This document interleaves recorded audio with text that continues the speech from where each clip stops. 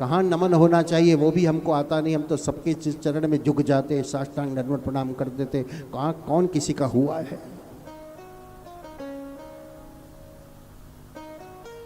कहीं वंदन होना चाहिए, कहीं नमस्कार होना चाहिए और कहीं साष्टांग प्रणाम होना चाहिए,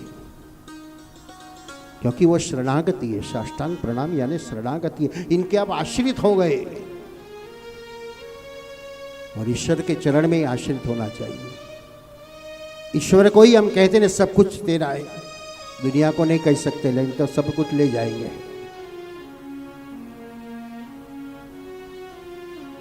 पहले उसका महिमा समझो, फिर उसको वंदन कीजिए।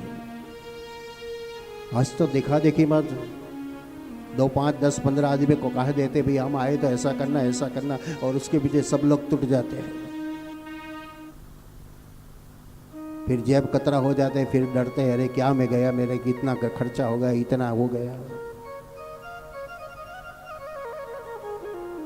श्री महाप्रभु जी जब परिक्रमा कर रहे थे तो यमुना जी के सानिध्य में जाते ही श्री यमुना जी प्रकट होते, श्री यमुना जी को वंदन कर दिया। नमामि यमुनाम्यहम्। हम किसी को वंदन करते उसका महिमा जानने के बाद करते, कुछ अनुभूति होती है तब करते, लेकिन श्री वल्लभ ने तो स्वयं श्री यमुना को प्रणाम कर दिया, क्योंकि श्री यमुना जी का महिमा वो जानते थे, इसलिए नमामि पद से शुरुआत की। तो कुंतामा भी भगवान का अनुभूति हो गई, ये बालक नहीं है, मेरा भतीजा नहीं है, मेरा भगवान है, ये जानने के बाद उनके चरण में झुक गए।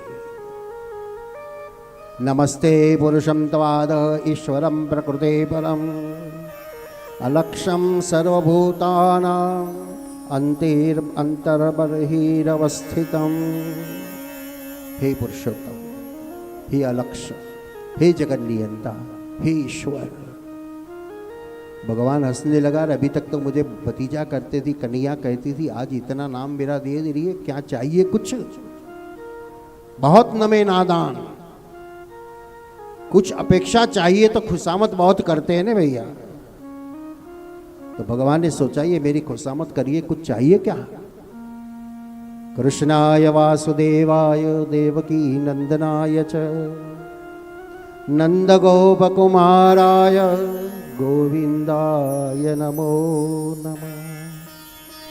हे देवकी नंदन, हे यशोदा नंदन, वो आपने वंदन करता हूं मैं भी।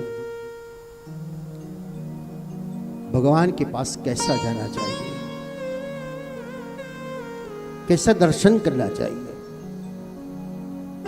हम दर्शन करते एक धक्का में बाहर अंदर चले जाते, दूसरे धक्का लगता है तो बाहर निकल जाते हैं, दर्शन होता ही नहीं। चरणारविंद से दर्शन की प्रारंभ होता है और इसीलिए कुंतामा ने चरणारविंद से दर्शन की शुरुआत की।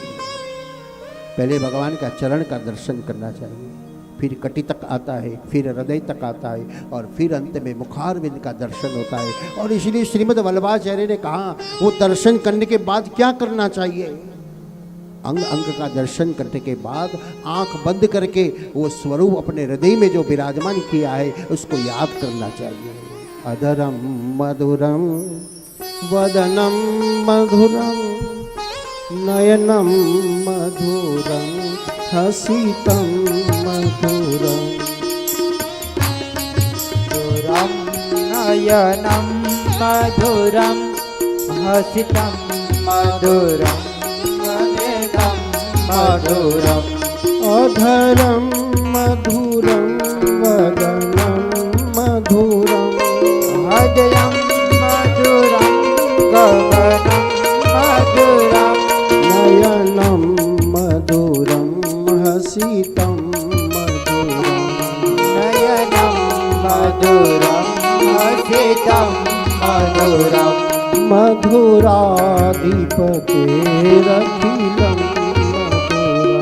मधुराधिपतेरखिलं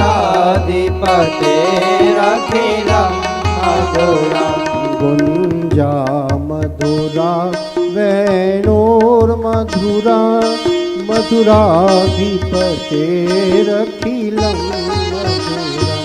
मधुरा मधुराधिपतेरखिलं मधुरम मधुराधिपतेरखिलम मधुरम। भगवान का दर्शन करने के बाद इस स्वरूप में दर्शन होना चाहिए।